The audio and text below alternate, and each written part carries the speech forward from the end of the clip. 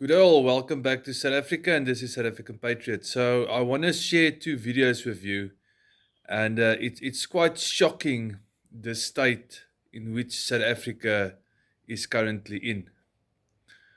I think these two videos, uh, it might make you shed a tear because it's actually quite sad.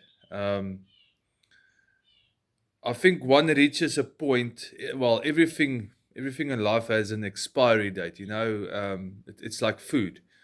Once it expires and it goes moldy and it starts to rot, there's no way of regaining or fixing it.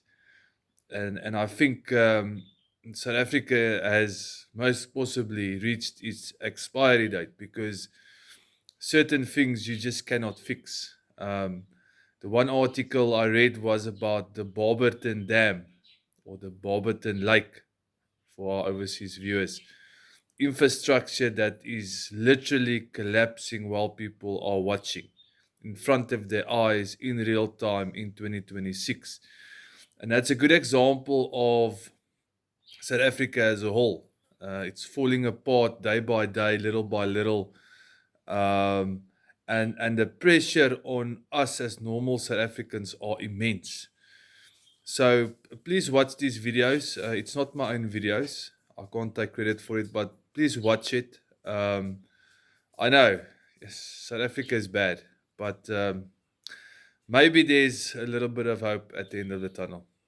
Please like, share, and subscribe, and God bless. That brings us to our viewer question this morning. In South Africa, we are probably like 70% in trouble, according to me. Yeah, but you look around, Masicho, you'd wonder really how deep we are in trouble because headline after headline, every other day you're thinking, is this real? Is it happening? I mean, look at the people back of Sporong in the Randfontein here on the West Rand. Hundreds of families have now been destroyed, literally. Why? Not because anybody has knocked down the buildings. No. They've been intimidated. They fled their homes because of the Zamazamas, the illegal miners doing as they please. Yeah, absolutely. And then when they are arrested, like Tiger, they get away and then we never find them. It's like they disappeared off of the face of the earth suddenly after being in police custody. Now, with all these things going wrong in South Africa, like the revelations at the Madlanga Commission of Inquiry, the Zamazamas doing as they please, acting with impunity, some in the taxi industry even operating outside the law. Oh, yeah, going around intimidating motorists who give lifts or take other people on, and sometimes extorting money for some people to say, you can take these people provided you pay us so much. Yeah, and Santako telling us these are criminals. And they are just going on around with impunity. Even in Limpopo, they intimidated police officers. Yeah. They didn't realize those were police officers. So who's really in charge in this country? Yeah, who's in charge of the country? Yeah, do you think it's government?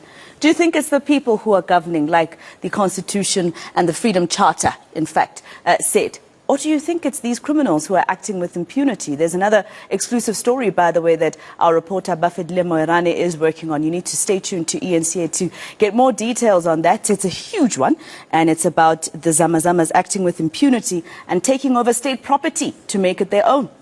They took over a school. Yeah.